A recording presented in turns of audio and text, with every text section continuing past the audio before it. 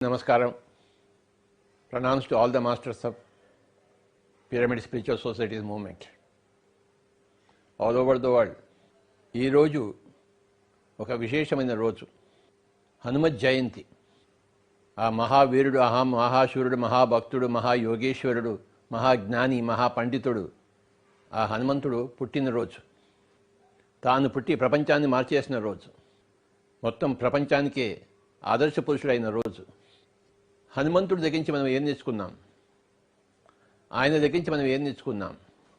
ఆయన ద్వారా 2 చక్కటి పుస్తకాలు వచ్చాయి, ఇమ్మార్టల్ టాక్స్ అని చెప్పేసి. అద్భుతంగా ఆయన సందేశాలన్నీ ఇచ్చారు. ప్యారలల్ వరల్డ్స్, ప్యారలల్ యూనివర్సెస్, సంభావ్యతలు. ఎన్నో చోట్ల మనమే ఉన్నాం. పెద్ద కథ అది. ఆ 2 పుస్తకాలు చదివితే ఆ హనుమంతుడి యొక్క టీచింగ్స్ మనకి తెలుస్తాయి. ఇమ్మార్టల్ టాక్స్ బై శూన్య. ఎంత నాలెడ్జ్ ఉందో ఈ మధ్య మనకి పుస్తకాల్లో. ఒక్క మనిషి ఎంతైనా సాధించగలడు అని చెప్పడం కోసం హనుమంతుడు ఒక గొప్ప ఉదాహరణ. ఒక మనిషిలో ఎంతైనా శక్తి ఉంది అని నిరూపించాడు ఆయన. హనుమంతుడికి తన శక్తి ఏమిటో తనకి తెలియదు.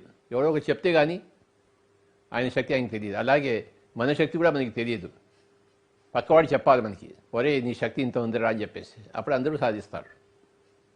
ప్రతి మనిషి దగ్గర అనంతమైన శక్తి ఉంది అని తెలుసుకోవడం వెరీ వెరీ ఇంపార్టెంట్.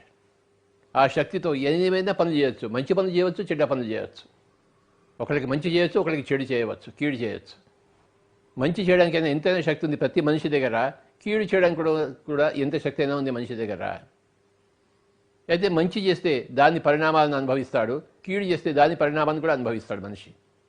నువ్వు ఏ పని చేసినా దాని పరిణామాన్ని అనుభవించవలసిందే, ఎదుర్కోవాల్సిందే. హనుమంతుడు మంచి చేశాడు ప్రపంచానికి.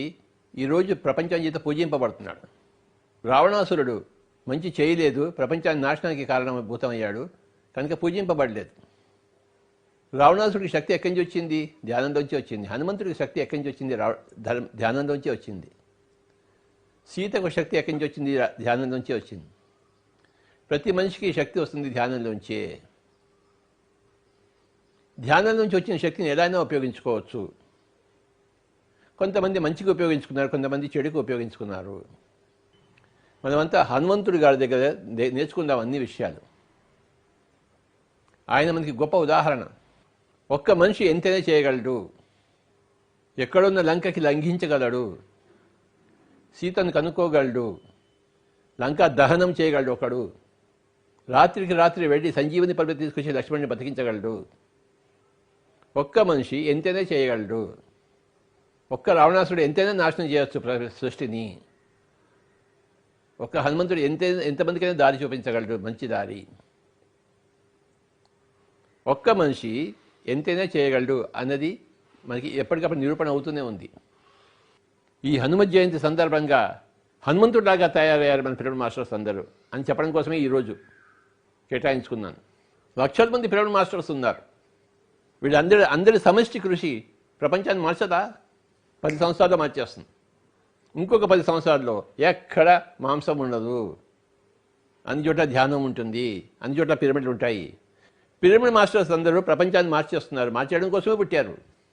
ఏ కారణం కోసం మనం పుట్టామో ఆ కారణం మనం చేస్తున్నాం కదా. ప్రపంచం అంతా పిరమిడ్మయం అయిపోతుంది, ధ్యానమయం అయిపోతుంది, అహింసామయం అయిపోతుంది, శాకాహారమయం అయిపోతుంది, ఆత్మ విజ్ఞానమయం అయిపోతుంది, కరుణామయం అయిపోతుంది. పరమశివుడే హనుమంతుడిగా అవతారం తీసుకుని వచ్చాడు మన అందరికీ ఆదర్శంగా ఉండడం కోసం. హనుమంతుడు అంటే ధ్యానమే, పరమశివుడు అంటే ధ్యానమే, రాముడు అంటే సరియైన మార్గమే, సీత అంటే ధ్యానమే.